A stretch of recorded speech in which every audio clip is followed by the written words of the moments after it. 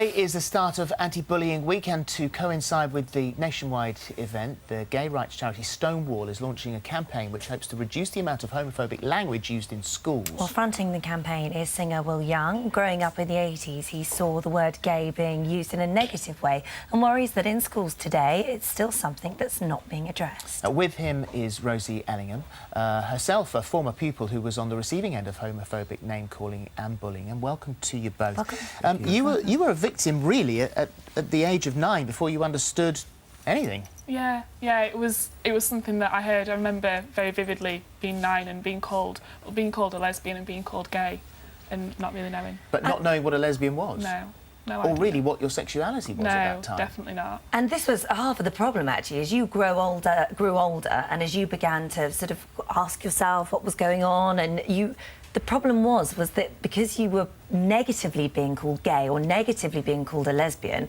that you thought that it was something wrong and that you shouldn't be having these feelings. Yeah, it's exactly what it was. I literally had no idea, but all I knew that it was obviously such a bad thing because people were bullying me for it that I couldn't be gay, so it took me a long time to realise. Longer than it should have done. Yeah. Or you didn't tell your mum? I mean, you didn't share this with anyone, did you? No. Well, eventually those bullies were dealt with, but you didn't get any support. No, they were told off, but in a way that, you know, it's bad to call people gay, and then that kind of reinforces that, yes, it is bad to call people gay because it's bad to be gay. So almost. do you think that language affected your identity? Yeah, definitely, because it was just so negative. There was nothing positive out of it, and because it seemed like such a bad thing, and I always saw myself as a good person, and so I just thought I can't be this horrendous thing that people are calling me. So what's happening here then, Will? Because you sort of look at it and you sort of think, you know, if anybody's making racist comments within the school or within society, I think we pretty much have come a long, long way with that. But when it comes to this, it seems that it's not being dealt with. Well, I think there are two things. I think there's the word gay has become a negative connotation, so it's used a lot. That's so gay. It means rubbish. It means something's defunct. And I think there's out and out homophobic bullying, which is what you experienced. And then there's this sort of use of the word gay that's just become part of our everyday vocabulary. And people don't think that it's homophobic. So teachers don't, 60% of secondary school teachers don't challenge it because they don't think it's homophobic. Just under 60% think that it's used so much they can't challenge it. And these are the really harrowing statistics. 23% of young gay people will try and kill themselves. 56% will self-harm.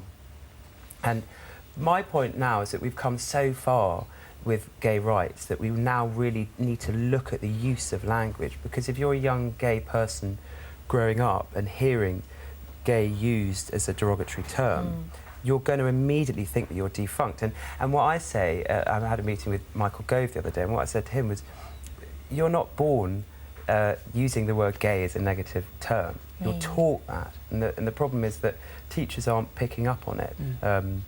The trouble is that it's one of the way some way languages evolve, that it is often, and I think if you were to speak to any of the young people that you'd heard using it and say, do you realise that that's a homophobic comment, they would really be rather surprised. I went to see that film the other day, and I've heard it, this is why I use the example. I went to see that film the other day, it's a really gay film. Yeah, I think it's about, you know, the positive thing is, and the work that we've done at Stonewall is, the schools that we've really concentrated on have been able to have LGBT ambassadors, young ambassadors in the school. The homophobic language has dropped by around 25% in 5 years, if not more, I think. So it's about educating young people, and young people learn very quickly. I mean, I was even having lunch yesterday with some friends, and, you know, a couple of them were teachers, and they were saying people just don't realise that it's homophobic. And, you know, if you look at the evolution of race equality, you know, language, their words that were used, you know, 20 years ago when I was at school,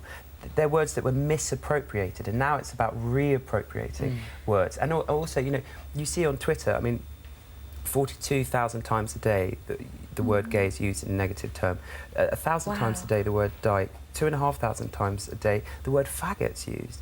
And Well, it's not put on the same level as sexism. There is a law against it, though, isn't there? There's a law, but, who knows about that law? Oh, no, well, I didn't until I read it this morning. Exactly, and I think the problem is that it's put on a secondary agenda below racism, anti-religious rhetoric, sexism. There is a charter in Ofsted that says you can't use